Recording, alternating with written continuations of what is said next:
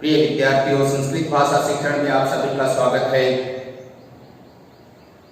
हमारा विभक्ति प्रकरण चल रहा है जिसमें हम द्वितीय विभक्ति को सीख रहे हैं। द्वितीय विभक्ति में हमने पहले और दूसरे वीडियो में प्रयोग सीखे हैं, जिसमें हमने कर्म का प्रयोग सीख लिया है, गम धातु का सीख लिया है, बिना की योग में सीख लिया है। यानी कर्म का प्रयोग सीख लिया, जैसे रामः ग्रंथम पठति, सह वृक्षम पश्यति। उसके बाद में गम धातु जिस स्थान पर जाते हैं उसमें द्वितीय होती है। सह विद्यालयम गच्छति, अहम जयपुरम गच्छामि। उसके बाद में बिना का प्रयोग सीखा था, सीता रामा बिना वनम न गच्छति। दुग्धम बिना चायम कथम भविष्यति। इस प्रकार के हमने उदाहरण पढ़े थे। इसके बाद में हम मुख्य रूप से चार प्रयोग यानी प्रति, परितः, अभितः, उभयतः के प्रयोग में, एक प्रयोग और द्विक्रमक धातु के योग में, इसके साथ ही कुछ मुख्य प्रयोग भी पढ़ेंगे। तो द्वितीय विभक्ति हम सहज प्रकार से सीखेंगे। इसके लिए ये जो मुख्य नियम है उनका हम अध्ययन करेंगे। तो अब हम द्वितीय विभक्ति में प्रति के प्रयोग से अपना कार्य शुरू करते हैं। वह वृक्ष की ओर देखता है। प्रति का मतलब और, देखता है।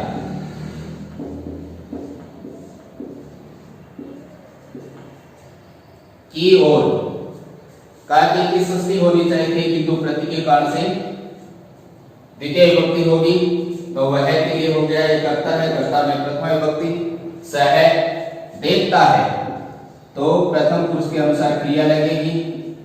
पश्यति किसकी ओर? वृक्ष की ओर। तो यह हो जाएगा वृक्षम प्रति पश्यति। सह गृहम प्रति गच्छति, वह घर की ओर जाता है। तो इस प्रकार से यह प्रति का प्रयोग है। उसके बाद में अगला प्रयोग देखिए, परितः, अभितः, उभयतः। परितः का अर्थ होता है चारों ओर। जैसे हम एक उदाहरण देते हैं, विद्यालय है और विद्यालय के चारों ओर घर भी है या फिर वृक्ष है।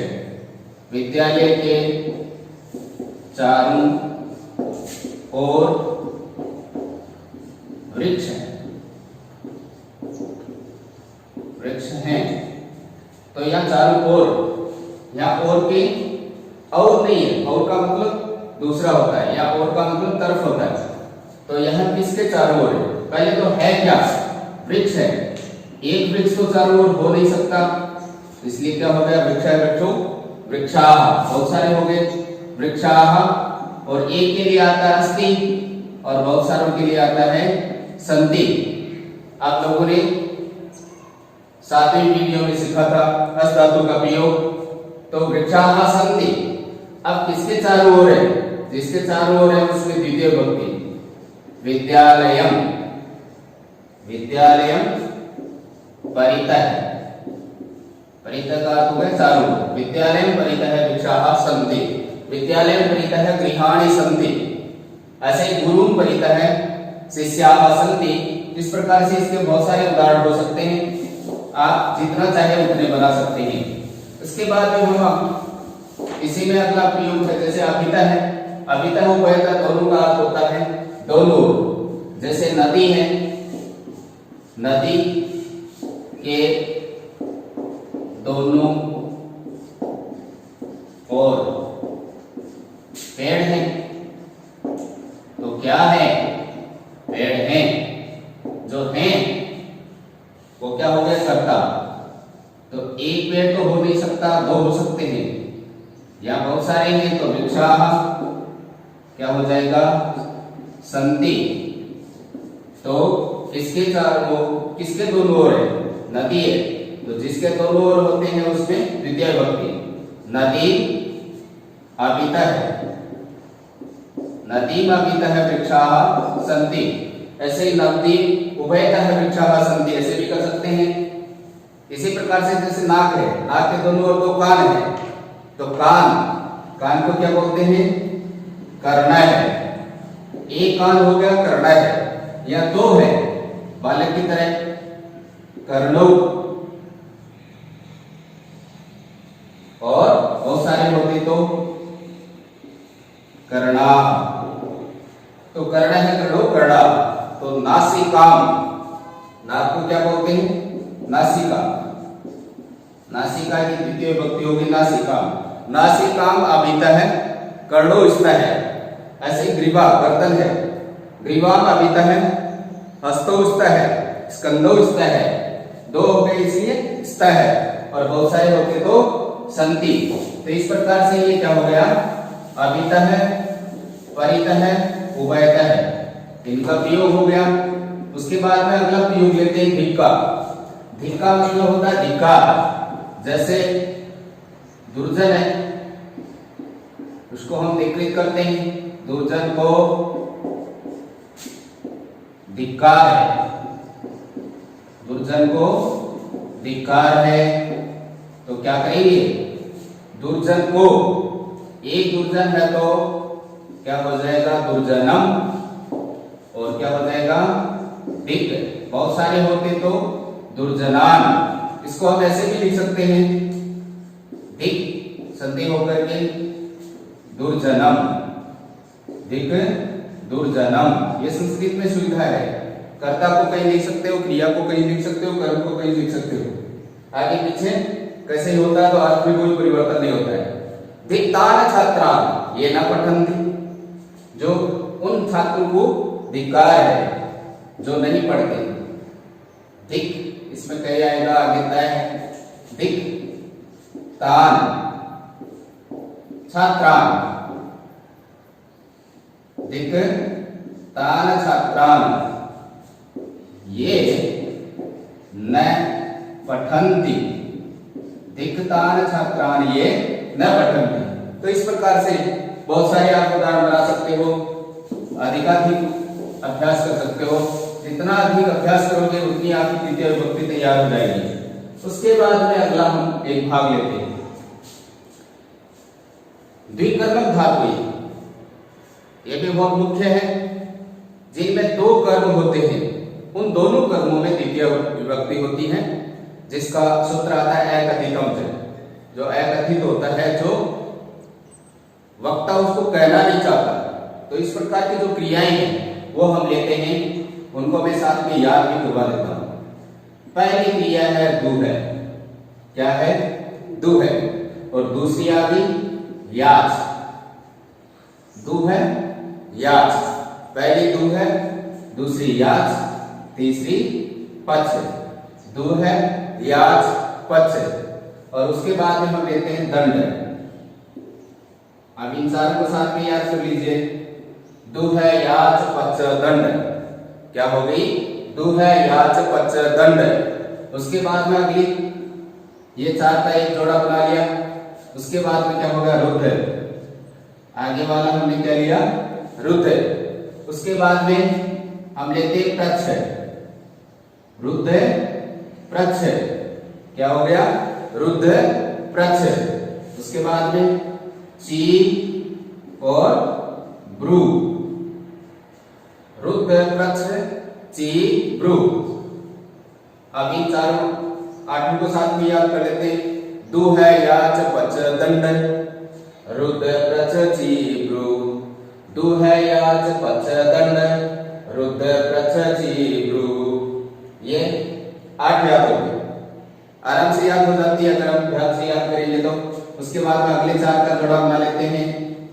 सास, क्या हो गया? सास।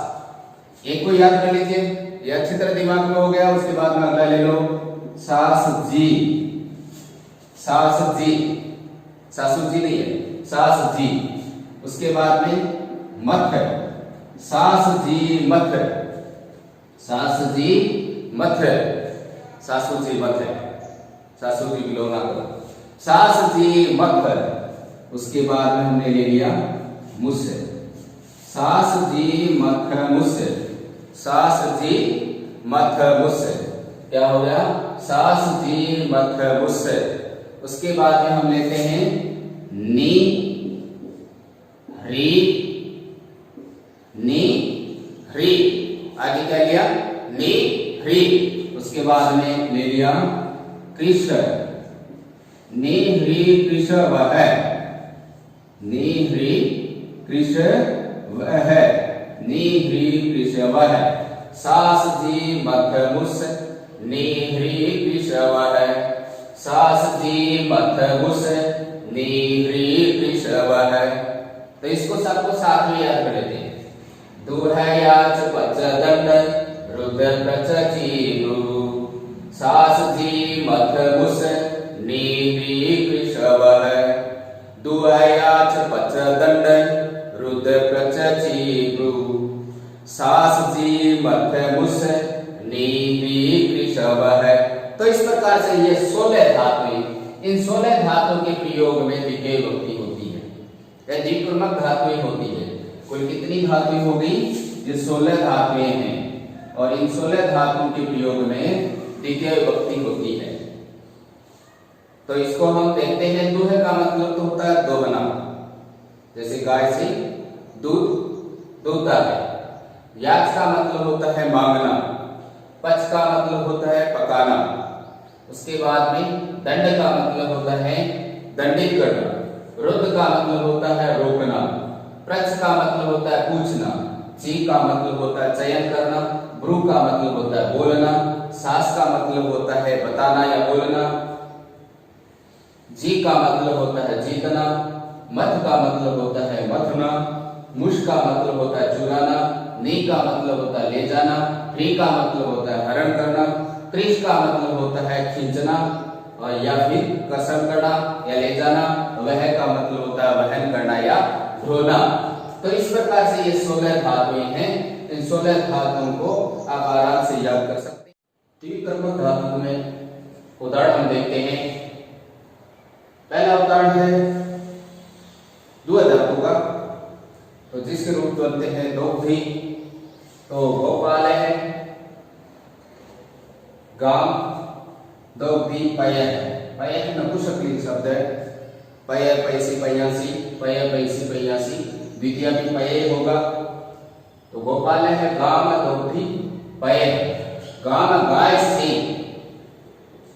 पंचमी होनी चाहिए थी अपादान में, किंतु यह पंचमी न होकर के दो धातु के कारण से जो अप्रधान करता गाय है, गो शब्द है, उसमें भी द्वितीय, और जो मुख्य कर्म है प्रधान करता उसमें भी द्वितीय।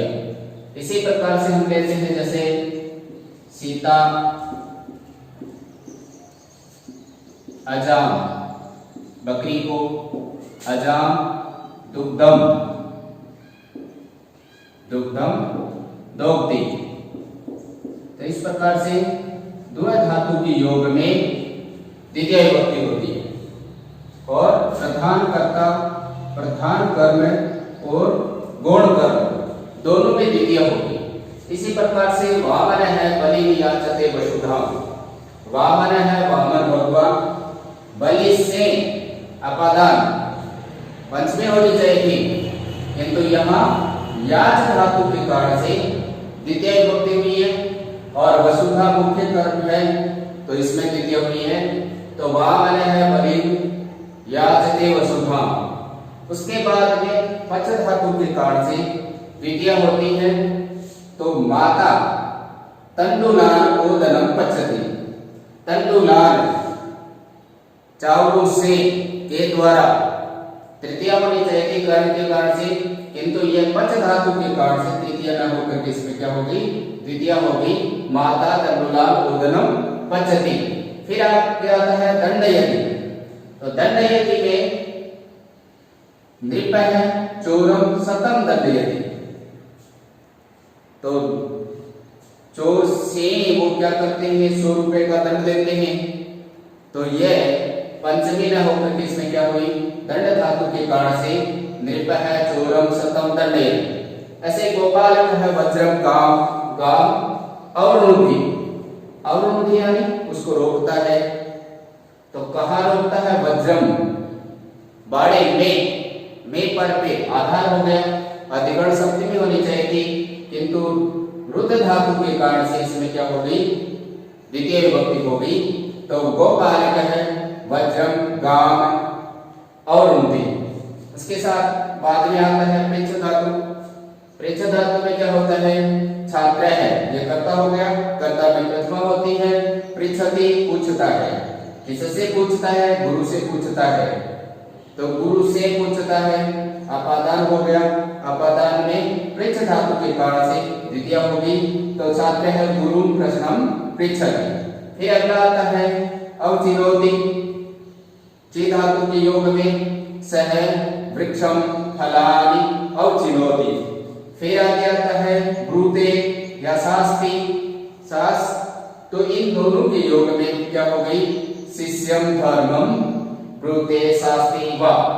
तो गुरु शिष्य को क्या करता है, धर्म का उपदेश देता है, ब्रूते बोलता है, उपदेश देता है, शास्त्री कहता है, उपदेश देता है। राम है देवदत्तम सतम जयति, राम किससे, देवदत्त से 100 रुपए जीतता है। तो से इससे जीत रहा है, तो से के कारण से अपादान न होकर के या जयति के कारण से क्या हो गई, द्वितीय हो गई। सह दधि घृतम मत्नाति, दधि नपुंसकलिंग शब्द है, इसके रूप दधि की प्रथमा और द्वितीय दोनों एक जैसी होती है, तो प्रथमा एकवचन दधि होती है, द्वितीय भी एकवचन दधि हो गया, सह दधि घृतम मत्नाति। इसी प्रकार से कृषक है, गांव से बकरी को लाता है, हरण करता है, खींचता है, वहता है यानी ढोता है। तो इन शब्द के कारण से जो गांव से वो लेकर के आ रहा है, पृथक होने में अपादान में पंचमी होनी चाहिए थी, किंतु इसको वक्ता क्या कहेगा, पंचमी न बोल करके यहाँ द्वितीय विभक्ति बोलता है। तो कृषक है ग्रामम अजाम नए। तो इस प्रकार से क्या होता है, 16 धातुएं होती है जिनकी योग में द्वितीय विभक्ति होती है। प्रधान क्रम में तो कर्मणी द्वितीय से होती है, और गौण क्रम होता है उसमें एक अतितम च, इसी सूत्र से ये द्वितीय विभक्ति होती है। इसके बाद में इनका थोड़ा अभ्यास करेंगे, और कुछ जो मुख्य है उदाहरण वो और बता देता हूं। जैसे वसति यानी निवास करता है, वने वसति वन में रहता है, किंतु वसति के साथ में उप उपसर्ग लगा देते हैं, उप अनु अधि और आ, ये वस धातु के साथ में उपसर्ग लग जाता है, तो इसके कारण से उसमें वने वसति न होकर के क्या हो जाएगा, वनम उपवसति,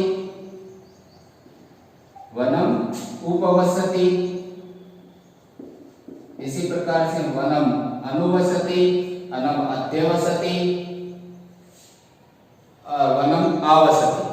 तो इस प्रकार से ये क्या होता है, उप अनु अधि आ उपसर्ग से युक्त अगर वस धातु होती है, तब भी क्या होता है, जिस स्थान पर कोई व्यक्ति रहता है उसमें द्वितीय विभक्ति होती है। इसके साथ ही समया के योग में भी द्वितीय होती है।